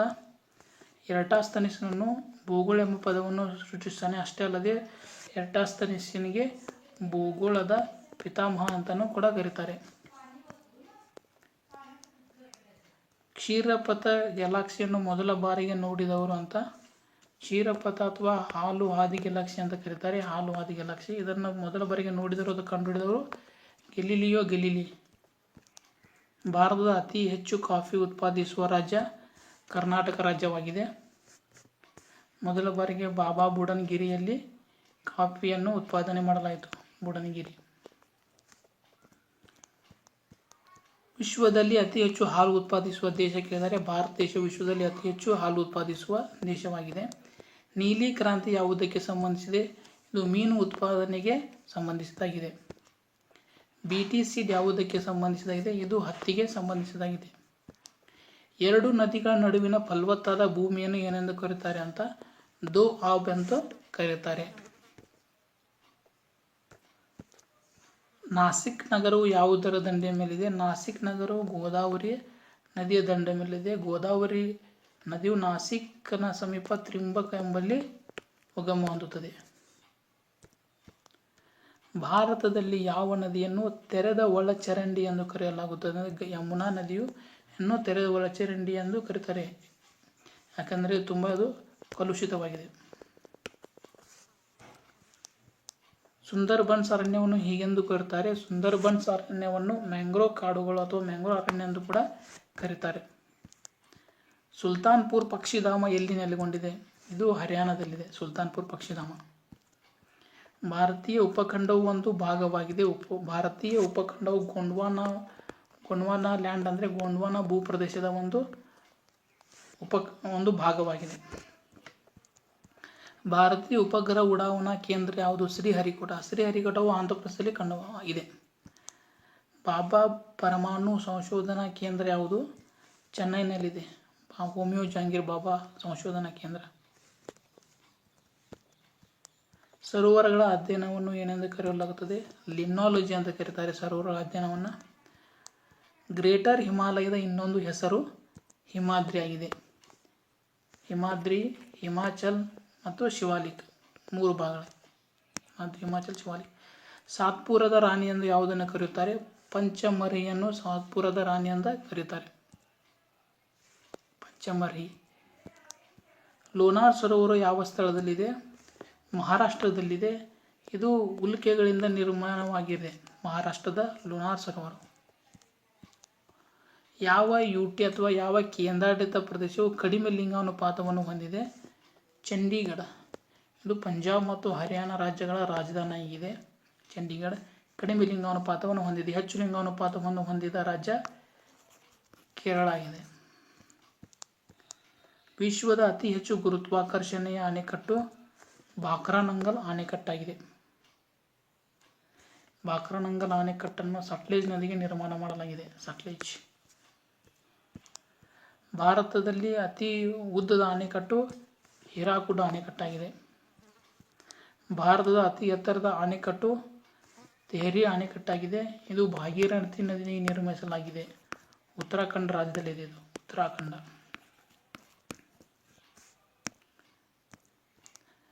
ಮನ್ನಾರ್ ಗಲ್ಫ್ ಯಾವ ರಾಜ್ಯದ ಕರಾವಳಿ ಆಗಿದೆ ಅಂತ? ಕರಾವಳಿ ಎಲ್ಲಿದೆ ಅಂತ? ಮನ್ನಾರ್ ಗಲ್ಫ್ ಇದು ತಮಿಳುನಾಡಿನ ಕರಾವಳಿಯಲ್ಲಿದೆ. ಭಾರತದ ದಕ್ಷಿಣದ ಬೆಟ್ಟದ ಶ್ರೇಣಿಗಳನ್ನು ಕಾರ್ಡಮಮ್ ಹಿಲ್ಸ್ ಅಂತ ಕರೀತಾರೆ. ಅದಕ್ಕೆ ಕನ್ನಡದಲ್ಲಿ ಏಲಕ್ಕಿ ಬೆಟ್ಟಗಳು ಅಂತ ಕರೀತಾರೆ. ಕಾರ್ಡಮಮ್ ಹಿಲ್ಸ್ ಅಥವಾ ಏಲಕ್ಕಿ ಬೆಟ್ಟಗಳು. ಸಹ್ಯಾದ್ರಿಯ ಸಾಂಪ್ರದಾಯಿಕ ಹೆಸರು ಪಶ್ಚಿಮ ಘಟ್ಟಗಳು ಅಥವಾ ವೆಸ್ಟರ್ನ್ ಘಾಟ್ಸ್. ಕಪ್ಪು ಮಣ್ಣಿನ ಇನ್ನೊಂದು ಹೆಸರು ರೇಗೂರ್ ಮಣ್ಣು ಅಂತ ಕರೀತಾರೆ. ಕಪ್ಪು ಮಣ್ಣಿಗೆ ಹೆಚ್ಚು ಕಪ್ಪು ಮಣ್ಣು ಕಂಡುಬರುವುದು ಮಹಾರಾಷ್ಟ್ರ ರಾಜ್ಯವಾಗಿದೆ. ಅಲ್ಲಿ ಕರ್ನಾಟಕದ ಉತ್ತರ ಕರ್ನಾಟಕದಲ್ಲಿಯೂ ಕೂಡ ಕಪ್ಪು ಮಣ್ಣು ಹೆಚ್ಚು ಕಂಡುಬರುತ್ತದೆ. ಉತ್ತರ ಕರ್ನಾಟಕದಲ್ಲಿ. ಜೋಗ್ ಜಲಪಾತವು ಯಾವ ನದಿಯಿಂದ ರಚಿತವಾಗಿದೆ? ಜೋಗ್ ಜಲಪಾತವು ಶರಾವತಿ ನದಿಯಿಂದ ರಚಿತವಾಗಿದೆ. ಪೆನಿನ್ಸುಲಾರ್ ಭಾರತದ ಅತಿ ದೊಡ್ಡ ನದಿ ಜಲಾನಯನ ಯಾವುದು ಅಂತ ಕೇಳಿದರೆ ಪರ್ಯಾಯ ಪ್ರಸ್ಥಭೂಮಿ. ಪರ್ಯಾಯ ಪ್ರಸ್ಥಭೂಮಿಯ ಅತ್ಯಂತ ದೊಡ್ಡ ಜಲಾನಯನ ಪ್ರದೇಶ ಗೋದಾವರಿ ನದಿ ಪ್ರದೇಶವಾಗಿದೆ. ನದಿ ಭಾರತದ ಯಾವ ರಾಜ್ಯದಿಂದ ಹರಿಯುತ್ತದೆ ಕೇಳಿದರೆ ಆ್ಯಕ್ಚುಲಿ ಇದು ಲೂನಿ ನದಿ ಅಂತ ಆಗಬೇಕು. ಲೂನಿ ನದಿ ಭಾರತದ ಯಾವ ರಾಜ್ಯದಿಂದ ಹರಿಯುತ್ತದೆ? ಇದು ರಾಜಸ್ಥಾನ ರಾಜ್ಯದಿಂದ ಹರಿಯುತ್ತದೆ. ಲೂನಿ ನದಿ. ತಪತಿ ನದಿ ಯಾವ ಪ್ರದೇಶದಿಂದ ಹರಿಯುತ್ತದೆ ಕೇಳಿದರೆ ಇದು ಸಾತ್ಪುರ ಬೆಟ್ಟಗಳಲ್ಲಿ ಹರಿಯುತ್ತದೆ. ತಪತಿ ನದಿ ಮೇಲೆ ಸೂರತ್ ನಗರ ನಿರ್ಮಾಣವಾಗಿದೆ. ಯಾವ ನದಿಯನ್ನು ಬಂಗಾಳದ ದುಃಖದ ನದಿ ಎಂದು ಕರೆಯುತ್ತಾರೆ? ದಾಮೋದರ್ ನದಿಯನ್ನು ಬಂಗಾಳದ ದುಃಖದ ನದಿ ಎಂದು ಕರೆಯುತ್ತಾರೆ. ಯಾವ ನದಿ ಹಿಮಾಲಯದ ಆಚೆಗೂ ಹುಟ್ಟುವ ನದಿ ಯಾವುದು ಅಂತ? ಸಟ್ಲೇಜ್ ನದಿಯು ಹಿಮಾಲಯದ ಆಚೆಗೆ ಹುಟ್ಟುತ್ತದೆ. ಟಿಬೆಟ್ನಲ್ಲಿರುವ ಬ್ರಹ್ಮಪುತ್ರ ನದಿಯ ಇನ್ನೊಂದು ಹೆಸರು ಅಂತ ಕೇಳಿದರೆ, ಬ್ರಹ್ಮಪುತ್ರ ನದಿಯ ಇನ್ನೊಂದು ಹೆಸರು ಸಾಂಗ್ಪೋ ಅಥವಾ ಸಾಂಗ್ಪೋ ಅಂತ ಕೂಡ ಕರೀತಾರೆ. ಸಾಂಗ್ಪೋ ಅಥವಾ ತಾಂಗ್ಪೋ. ದಕ್ಷಿಣ ಗಂಗಾ ಎಂದು ಕರೆಯಲ್ಪಡುವ ನದಿಯನ್ನು ಯಾವುದಂತ? ಆ್ಯಕ್ಚುಲಿ ಗೋದಾವರಿ ಹಾಗೂ ಕಾವೇರಿ ನದಿಯನ್ನು, ಎರಡು ನದಿಯನ್ನು ಕೂಡ ದಕ್ಷಿಣದ ಗಂಗಾ ಎಂದು ಕರೀತಾರೆ. ಆಪ್ಷನ್ನಲ್ಲಿ ಗೋದಾವರಿ ಇದ್ದರೆ ಗೋದಾವರಿ ರೈಟ್ ಮಾರ್ಕ್ ಹಾಕಬೇಕು, ಇಲ್ಲ ಕಾವೇರಿ ಇದ್ದರೆ ಕಾವೇರಿಯನ್ನು ಟಿಕ್ ಮಾರ್ಕ್ ಹಾಕಬೇಕು. ಸಿಹಿ ನೀರಿನ ಡಾಲ್ಫಿನ್ಗಳು ಯಾವ ನದಿಯಲ್ಲಿವೆ ಕಂಡುಬರುತ್ತವೆ ಅಂತ? ಇವು ಗಂಗಾ ನದಿಯಲ್ಲಿ ಕಂಡುಬರುತ್ತವೆ ಸಿಹಿ ನೀರಿನ ಡಾಲ್ಫಿನ್ಗಳು. ಅಜ್ಮೀರ್ ನಗರವು ಯಾವ ನದಿಯ ದಂಡೆ ಮೇಲಿದೆ? ಅಜ್ಮೀರ್ ನಗರವು ಲೂನಿ ನದಿಯ ದಂಡೆ ಮೇಲಿದೆ. ಅಲಕನಂದ ಮತ್ತು ಭಾಗೀರಥಿ ಯಾವ ಸ್ಥಳದಲ್ಲಿ ಭೇಟಿಯಾಗುತ್ತವೆ ಅಂತ ಆಗಬೇಕದು. ಇದು ದೇವಪ್ರಯಾಗನಲ್ಲಿ ಭಾಗೀರಥಿ ಮತ್ತು ಅಲಕನಂದ ನದಿಗಳು ಸೇರಿ ಗಂಗಾ ನದಿಯಾಗಿ ಮುಂದುವರಿಯುತ್ತವೆ. ಭಾಗೀರಥಿ ಮತ್ತು ಅಲಕನಂದ ನದಿಗಳು ಸೇರಿ.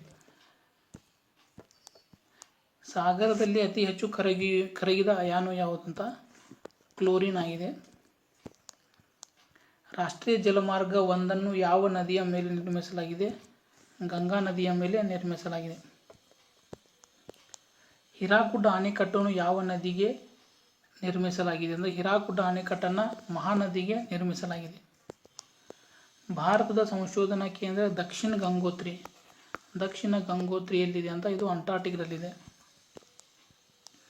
ಭಾರತದ ಯಾವ ರಾಜ್ಯವು ಅತಿ ಹೆಚ್ಚು ನೀರಾವರಿ ವ್ಯಾಪ್ತಿಯನ್ನು ಹೊಂದಿದೆ? ಪಂಜಾಬು ಅತಿ ಹೆಚ್ಚು ನೀರಾವರಿ ವ್ಯಾಪ್ತಿಯನ್ನು ಹೊಂದಿದೆ. ಇಲ್ಲಿ ಹೆಚ್ಚಾಗಿ ಗೋಧಿಯನ್ನು ಬೆಳೀತಾರೆ, ಅದಕ್ಕಾಗಿ ಇದನ್ನು ಗೋಧಿಯ ಕಣಜ ಅಂತ ಕರೀತಾರೆ ಪಂಜಾಬನ್ನು. ಪದ್ಮಾ ನದಿ ರೂಪುಗೊಂಡಿದ್ದು ಅಂತ ಕೇಳಿದರೆ, ಗಂಗಾ ಮತ್ತು ಬ್ರಹ್ಮಪುತ್ರ ಅಂತ ಹಂಗೇನಿಲ್ಲ. ಗಂಗಾ ನದಿಯನ್ನು ಬಾಂಗ್ಲಾದೇಶದಲ್ಲಿ ಪದ್ಮಾ ಅಂತ ಕರೀತಾರೆ, ಬ್ರಹ್ಮಪುತ್ರ ನದಿಯನ್ನು ಜಮುನಾ ಅಂತ ಕರೀತಾರೆ. ಈ ಗಂಗಾ ಮತ್ತು ಬ್ರಹ್ಮಪುತ್ರ ಎರಡೂ ಕೂಡಿದ ಮೇಲೆ ಅದನ್ನು ಮೇಘನಾ ಅಂತ ಕರೀತಾರೆ ಬಾಂಗ್ಲಾದೇಶದಲ್ಲಿ. ಕೇರಳದ ಕರಾವಳಿಯನ್ನು ಹೀಗೆ ಕರೆಯುತ್ತಾರೆ ಅಂದರೆ, ಕೇರಳದ ಕರಾವಳಿಯನ್ನು ಮಲಬಾರ್ ಕರಾವಳಿ ಅಂತ ಕರೀತಾರೆ. ಲಕ್ಷದ್ವೀಪಗಳಲ್ಲಿರುವ ಒಟ್ಟು ದ್ವೀಪಗಳು ಕೇಳಿದರೆ 36 ದ್ವೀಪಗಳಿವೆ. ಲಕ್ಷದ್ವೀಪಗಳು ಹವಳದ ದ್ವೀಪಗಳಾಗಿವೆ. ಪೆಟ್ರಾಲಜಿ ಯಾವುದರ ಅಧ್ಯಯನವಾಗಿದೆ? ಇದು ಬಂಡೆಗಳ ಅಧ್ಯಯನವಾಗಿದೆ ಅಥವಾ ಶಿಲೆಗಳ ಅಧ್ಯಯನ ಅಂತ ಕರೀತಾರೆ ಪೆಟ್ರಾಲಜಿ. ಕಾಂಡ್ಲಾ ಬಂದರು ಯಾವ ಸ್ಥಳದಲ್ಲಿದೆ? ಇದು ಗುಜರಾತ್ನ ಕಚ್ನಲ್ಲಿದೆ. ಭಾರತದ ಅತಿ ದೊಡ್ಡ ಬುಡಕಟ್ಟು ಗುಂಪು ಯಾವುದಂತ? ಗೊಂಡ ಅಂತ ಕೆಲವು ಪುಸ್ತಕಗಳಿಗೆ ಬೀಲ್ ಅಂತ ಕೊಟ್ಟಿದ್ದಾರೆ. ಭಾರತದ ದಕ್ಷಿಣದ ತುದಿಯ ಭೂಮಿ ಯಾವುದು ಅಂತ? ಭೂಮಿ ಅಂತ ಕೊಟ್ಟರೆ ಕೇಪ್ ಕೊಮೊರಿನ್ ಅಂತ ಆಗುತ್ತೆ, ಇಲ್ಲಾಂದರೆ ಇಂದಿರಾ ಪಾಯಿಂಟ್ ಆಗುತ್ತೆ. ದಕ್ಷಿಣ ತುದಿ ಮಾತ್ರ ಕೊಟ್ಟರೆ ಇಂದಿರಾ ಪಾಯಿಂಟ್ ಅಂತ ಆಗುತ್ತೆ. 178. ಭಾರತ ದಕ್ಷಿಣ ತುದಿ ಇಲ್ಲಿ ಕೊಟ್ಟಿದ್ದಾರೆ ನೋಡಿ, ಇಂದಿರಾ ಪಾಯಿಂಟ್ ಅಂತ ಭಾರತ ದಕ್ಷಿಣದ ತುದಿ. ಕನ್ಹಾ ರಾಷ್ಟ್ರೀಯ ಉದ್ಯಾನವನ ಯಾವ ರಾಜ್ಯದಲ್ಲಿದೆ? ಕನ್ಹಾ ರಾಷ್ಟ್ರೀಯ ಉದ್ಯಾನವನವು ಮಧ್ಯಪ್ರದೇಶದಲ್ಲಿದೆ. ಕನ್ಹಾ ಮತ್ತು ಈ ಪನ್ಹಾ ರಾಷ್ಟ್ರೀಯ ಉದ್ಯಾನವನಗಳು ಮಧ್ಯಪ್ರದೇಶದಲ್ಲಿವೆ. ಪನ್ಹಾ ಎಂಬಲ್ಲಿ ವಜ್ರದ ಅದಿರುಗಳು ಪತ್ತೆಯಾಗಿವೆ. ವಿಶ್ವ ಪರಂಪರೆಯ ಪಟ್ಟಿಗೆ ಸೇರಿದ ಅರಣ್ಯದ ಹೆಸರು ಅಂತ ಕೇಳಿದರೆ, ವೆಸ್ಟ್ ಬೆಂಗಾಲ್ದ ಸುಂದರ್ಬನ್ಸ್ ಅರಣ್ಯಗಳು ವಿಶ್ವ ಪರಂಪರೆ ಪಟ್ಟಿಗೆ ಸೇರಿವೆ. ಗಿರ್ ಅರಣ್ಯಗಳು ಎಲ್ಲಿ ನೆಲೆಗೊಂಡಿವೆ? ಗಿರ್ ಅರಣ್ಯಗಳು ಗುಜರಾತ್ನಲ್ಲಿವೆ. ಗಿರ್ ಅರಣ್ಯಗಳಲ್ಲಿ ಏಷ್ಯಾಟಿಕ್ ಲೈನ್ ಕಂಡುಬರುತ್ತವೆ. ಏಷ್ಯಾಟಿಕ್ ಸೀಮಗಳು ಕಂಡುಬರುತ್ತವೆ. ಗರಿಷ್ಠ ಅರಣ್ಯ ಪ್ರದೇಶ ಹೊಂದಿರುವ ಭಾರತದ ರಾಜ್ಯ ಅಂತ ಕೇಳಿದರೆ, ಮಧ್ಯಪ್ರದೇಶವು ಗರಿಷ್ಠ ಅರಣ್ಯವನ್ನು ಹೊಂದಿದ ಭಾರತದ ರಾಜ್ಯವಾಗಿದೆ. ಗರಿಷ್ಠ ಪ್ರತಿಶತ ಅರಣ್ಯ ಪ್ರದೇಶವನ್ನು ಹೊಂದಿರುವ ಭಾರತೀಯ ರಾಜ್ಯ ಮಿಜೋರಾಂ ಆಗಿರುತ್ತದೆ. ಸೈಲೆಂಟ್ ವ್ಯಾಲಿ ಯಾವ ರಾಜ್ಯದಲ್ಲಿದೆ? ಸೈಲೆಂಟ್ ವ್ಯಾಲಿಯು ಕೇರಳ ರಾಜ್ಯದಲ್ಲಿದೆ. ಭಾರತದ ಹವಾಮಾನ ಯಾವುದು ಅಂತ ಕೇಳಿದರೆ, ಭಾರತದ ಹವಾಮಾನ ಉಷ್ಣವಲಯದ ಮಾನ್ಸೂನ್ ಹವಾಮಾನವಾಗಿದೆ. ಶ್ವೇತಕ್ರಾಂತಿಯ ಯಾವುದಕ್ಕೆ ಸಂಬಂಧಿಸಿದೆ ಅಂತ? ಶ್ವೇತಕ್ರಾಂತಿಯು ಹಾಲು ಉತ್ಪಾದನೆಗೆ ಸಂಬಂಧಿಸಿದಾಗಿದೆ. ಆಪರೇಷನ್ ಫ್ಲಡ್ ಯಾವುದಕ್ಕೆ ಸಂಬಂಧಿಸಿದೆ ಅಂತ? ಆಪರೇಷನ್ ಫ್ಲಡ್ ಇದು ಕೂಡ ಹಾಲು ಉತ್ಪಾದನೆಗೆ ಸಂಬಂಧಿಸಿದಾಗಿದೆ. ವರ್ಗೀಸ್ ಕುರಿಯನ್ ಇವರನ್ನು ಶ್ವೇತಕ್ರಾಂತಿಯ ಪಿತಾಮಹ ಎಂದು ಕರೀತಾರೆ. ವರ್ಗೀಸ್ ಕುರಿಯನ್ ಇವರನ್ನು. ಗರಿಷ್ಠ ಸೆಣಬು ಉತ್ಪಾದಿಸುವ ರಾಜ್ಯ ಅಂತ ವೆಸ್ಟ್ ಬೆಂಗಾಲ್ ಆಗಿದೆ. ಪಶ್ಚಿಮ ಬಂಗಾಳ ಅತಿ ಹೆಚ್ಚಾಗಿ ಸೆಣಬನ್ನು ಉತ್ಪಾದಿಸುವ ರಾಜ್ಯವಾಗಿದೆ. ಭಾರತದಲ್ಲಿ ಯಾವುದನ್ನು ಗೋಲ್ಡನ್ ಕ್ರಾಪ್ ಅಥವಾ ಚಿನ್ನದ ಎಳೆ ಅಥವಾ ಚಿನ್ನದ ಬೆಳೆ ಅಂತ ಕರೀತಾರೆ. ಸೆಣಬನ್ನು ಚಿನ್ನದ ಬೆಳೆ ಅಂತ ಕರೀತಾರೆ. ಯಾವ ಡಿಗ್ರಿಗಳಲ್ಲಿ ಭೂಮಿಯು ತನ್ನ ಅಕ್ಷದ ಮೇಲೆ ವಾಲುತ್ತದೆ ಅಂತ. ಭೂಮಿಯು 23.5 ಡಿಗ್ರಿ ಅಕ್ಷದ ಮೇಲೆ ಸ್ವಲ್ಪ ಟಿಲ್ಟ್ ಆಗಿದೆ, ವಾಲುತ್ತದೆ. ಸೂರ್ಯನ ಹೊರಗಿನ ಪದರವನ್ನು ಏನೆಂದು ಕರೀತಾರೆ ಅಂತ ಕರೋನಾ ಅಂತ ಕರೀತಾರೆ. ಕರೋನಾ. ಸೂರ್ಯನ ನಂತರ ಭೂಮಿಗೆ ಹತ್ತಿರವಿರುವ ನಕ್ಷತ್ರ ಯಾವುದಂತ ಪ್ರಾಕ್ಸಿಮಾ ಸೆಂಟೌರಿ ಸೂರ್ಯನ ನಂತರ ಭೂಮಿಗೆ ಹತ್ತಿರವಿರುವ ನಕ್ಷತ್ರವಾಗಿದೆ. ಸೂರ್ಯನೂ ಕೂಡ ಒಂದು ನಕ್ಷತ್ರವಾಗಿದೆ. ಭೂಮಿಯು ಸೌರಮಂಡಲದ 5ನೇ ಅತಿ ದೊಡ್ಡ ಗ್ರಹವಾಗಿದೆ. ಮೊದಲನೇ ಅತಿ ದೊಡ್ಡ ಗ್ರಹ ಗುರು ಗ್ರಹವಾಗಿದೆ, ಜುಪಿಟರ್ ಅಂತ ಗುರುಗ್ರಹಕ್ಕೆ. ಸೂರ್ಯನಿಂದ ಪಡೆದ ಶಾಖವನ್ನು ಹೀಗೆ ಕರೆಯುತ್ತಾರೆ. ಇನ್ನು ಇನ್ಸೋಲೇಷನ್, ಇದನ್ನು ವಿಕಿರಣ ಅಂತಲೂ ಕರೀಬಹುದು. ವಿಕಿರಣ. ಪೆನಿನ್ಸುಲಾರ್ ಭಾರತದ ನದಿ ಅಂತ ಕೇಳ್ತಾರೆ. ಪರ್ಯಾಯಪ್ರಸ್ಥ ಭೂಮಿಯ ನದಿ ಅಂತ ಕೇಳಿದರೆ ಭಾರತದ ಪರ್ಯಾಯಪ್ರಸ್ಥ ಭೂಮಿಯ ಉದ್ದ ನದಿ ಗೋದಾವರಿ ನದಿಯಾಗಿದೆ. ಇದರ ಉಗಮ ಸ್ಥಾನ ತ್ರ್ಯಂಬಕ, ನಾಸಿಕ್ ಜಿಲ್ಲೆ. ಹಿಮಾಲಯ ಪರ್ವತ ಶ್ರೇಣಿ ಇದಕ್ಕೆ ಉದಾಹರಣೆಗಳಾಗಿವೆ ಅಂತ ಕೊಟ್ಟಿದ್ದಾರೆ. ಫೋಲ್ಡ್ ಪರ್ವತಗಳು ಅಥವಾ ಇದನ್ನು ಯಂಗ್ ಮೌಂಟೇನ್ಸ್ ಅಂತಲೂ ಕೂಡ ಕರೀತಾರೆ. ಯುವ ಪರ್ವತಗಳು ಅಂತ ಕರೀತಾರೆ. ಇವು ಕನ್ನಡದಲ್ಲಿ ಹೇಳ್ಬೇಕಂದ್ರೆ ಇವು ಮಡಿಕೆ ಪರ್ವತಗಳಾಗಿವೆ. ಹಿಮಾಲಯ ಪರ್ವತಗಳು ಮಡಿಕೆ ಪರ್ವತಗಳಾಗಿವೆ. ಭಾರತವು ಡ್ಯಾಶ್ ಅತಿ ದೊಡ್ಡ ಉತ್ಪಾದಕ ಮತ್ತು ರಫ್ತು ಆಗಿದೆ ಅಂತ ಕೊಟ್ಟಿದ್ದಾರೆ. ಭಾರತವು ಚಹಾದ ಉತ್ಪಾದಕ ಮತ್ತು ರಫ್ತು ಅಂತ ಕೊಟ್ಟಿದ್ದಾರೆ. ಭಾರತದ ಅತಿ ದೊಡ್ಡ ಜೀವಗೋಳ ಮೀಸಲು ಮನ್ನಾರ್ ಕೊಲ್ಲಿಯಾಗಿದೆ. ಗ್ಲೋಬಲ್ ವಾರ್ಮಿಂಗ್ ಅನ್ನು ಕಡಿಮೆ ಮಾಡುವ ಪ್ರೋಟೋಕಾಲ್ ಅಂತ. ಗ್ಲೋಬಲ್ ವಾರ್ಮಿಂಗ್ ಅಂದರೆ ಜಾಗತಿಕ ತಾಪಮಾನವಾಗಿದೆ. ಜಾಗತಿಕ ತಾಪಮಾನವನ್ನು ಕಡಿಮೆ ಮಾಡಲು ಕ್ಯೋಟೋ ಪ್ರೋಟೋಕಾಲ್ನಲ್ಲಿ ಸಮ್ಮೇಳನ ನಡೆಸಲಾಯಿತು. ಸಿಹಿ ನೀರಿನ ಅತಿ ದೊಡ್ಡ ಜಲಾಶಯ ಯಾವುದು ಅಂತ. ಹಿಮನದಿಗಳು, ಇಂಗ್ಲೀಷ್ನಲ್ಲಿ ಅದನ್ನು ಗ್ಲೇಸಿಯರ್ ಅಂತಾರೆ. ಗ್ಲೇಸಿಯರ್ ಇವು ಸಿಹಿ ನೀರಿನ ಜಲಾಶಯವಾಗಿವೆ. ಭೂಮಿಯ ಮೇಲೆ ಇರುವ ಅತ್ಯಂತ ಹೇರಳವಾದ ಅಂಶ ಆಮ್ಲಜನಕ, ಆಕ್ಸಿಜನ್ ಆಗಿದೆ. ಆಕ್ಸಿಜನ್. ಭೂಮಿಯ ಹೊರಪದರದಲ್ಲಿರುವ ಅತಿ ಹೆಚ್ಚಿನ ಲೋಹ ಅಲ್ಯೂಮಿನಿಯಂ ಆಗಿದೆ. ಅಲ್ಯೂಮಿನಿಯಂ. ಗ್ರಹಗಳ ಮಾರ್ಗವು ದೀರ್ಘ ವೃತ್ತವಾಗಿದೆ ಎಂದು ಯಾರು ಸಾಬೀತುಪಡಿಸಿದರು ಅಂತ. ಕೆಪ್ಲರ್. ಟ್ರಾನ್ಸ್ ಹಿಮಾಲಯದಿಂದ ಯಾವ ನದಿ ಹುಟ್ಟುತ್ತದೆ ಅಂತ ಕೇಳಿದರೆ ಸಿಂಧೂ ನದಿ ಹುಟ್ಟುತ್ತದೆ. ಇಲ್ಲಿ 205 ಪ್ರಶ್ನೆಗಳು ಮುಕ್ತಾಯವಾಯಿತು. ಈ ಎಲ್ಲ ಪ್ರಶ್ನೆಗಳಲ್ಲಿ ನಿಮಗೆ ತಪ್ಪು ಉತ್ತರಗಳು ಕಂಡು ಬಂದಲ್ಲಿ ಕಮೆಂಟ್ ಬಾಕ್ಸ್ನಲ್ಲಿ ದಯವಿಟ್ಟು ತಿಳಿಸಿ. ಈ ವಿಡಿಯೋ ನಿಮಗೆ ಇನ್ಫಾರ್ಮೇಟಿವ್ ಅನಿಸಿದ್ದಲ್ಲಿ ನಮ್ಮ ಚಾನೆಲ್ನ ಸಬ್ಸ್ಕ್ರೈಬ್ ಮಾಡಿ, ಲೈಕ್ ಮಾಡಿ ಮತ್ತು ಈ ವಿಡಿಯೋನ ಆದಷ್ಟು ಜನರಿಗೆ ಶೇರ್ ಮಾಡಿ. Thank you for watching.